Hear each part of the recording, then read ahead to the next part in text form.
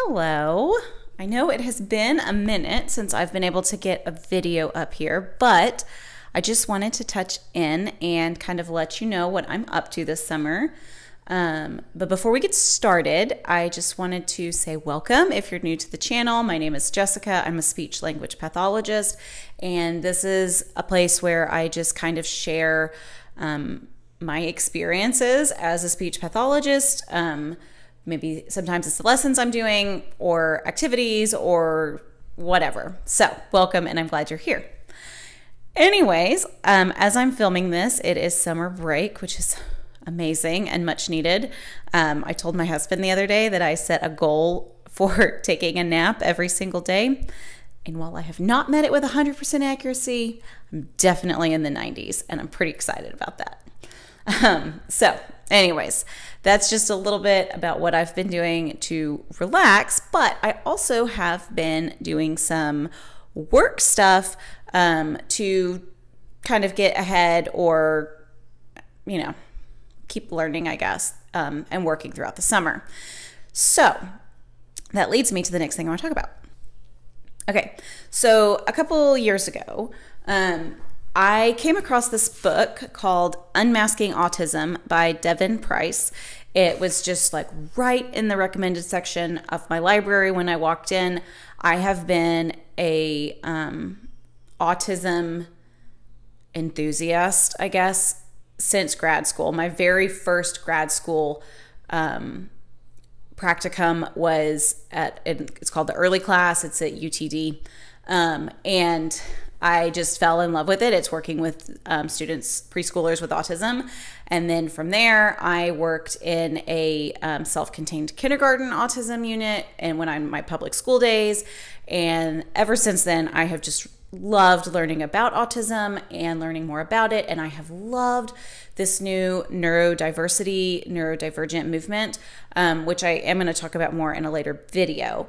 But this book changed the way I looked at autism. So I do have a neurodivergent child of my own, which has even more fueled my interest in this field and this area, just so I can learn how to be a better advocate for him. And this book helped me to do that. So all that to say, I found that book a couple years ago, read through it, like binge read it, loved it. And then I kind of had to put it down because I didn't have the capacity to do anything professionally with it other than just, absorb the knowledge for a while. But I've got some new stuff coming. So after I read this book for the first time, I actually sat down and started making a professional development course on neurodiversity and neurodivergence. And I just couldn't finish it. I have wanted to do professional development for a long time. I love public speaking, which is probably why I like being on YouTube. But it just never happened. I got too crazy. My son started kindergarten, and it just was a lot for all of us to help him work through that, and then me work and me do this. And anyways, stuff just kind of fell to the wayside. But I'm happy to announce that I am reopening that professional development on neurodiversity and masking in particular, and how educators can help, and educators and parents can help students who might be neurodivergent with masking and their sensory needs. Something I'm super duper passionate about.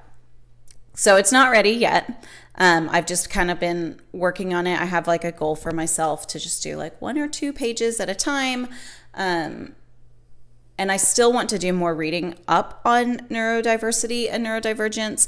I've watched some videos on the ASHA Leader Pass about it, and I have ordered some books on Amazon that I'm going to read, both grown-up books, but I also bought several kids books that I'm going to obviously read myself, hopefully being able to share them with my students one day, but also with my own son. So I will give a review on those at some point as well. But I just kind of wanted to let you know this is something I'm working on, is trying to get a professional development course ready. And when it is ready, I'll have it on my website and I will share it with you, of course. Okay, I'm not sure if this is going to be backwards for you, and this is not ready. It is not what the final copy is going to look like. But as you can see, we're going to work on learners understanding the difference between neurodiversity and autism. I also want learners to be able to understand the difference between neurodiversity and neurodivergence, and how it will affect students' abilities to learn, and why the distinction is important for educators to understand. And I also want learners to understand what masking is as it relates to autism and neurodiversity. And then I want learners to learn 7 strategies to help them more effectively teach neurodiverse learners based on their unique needs and learning styles. So in addition to that, I also am working on a new TPT product, and it is going to be a sensory self-reporting survey type of things for students who are neurodiverse, neurodivergent, students who have sensory needs. This is taking me a little bit because it's really tricky. I'm trying to work with my son to help me make something that is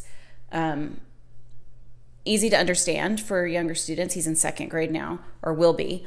And so I want it to be for about his age level and then older, but getting the wording right to help them understand what some of these kind of complex things means is tricky.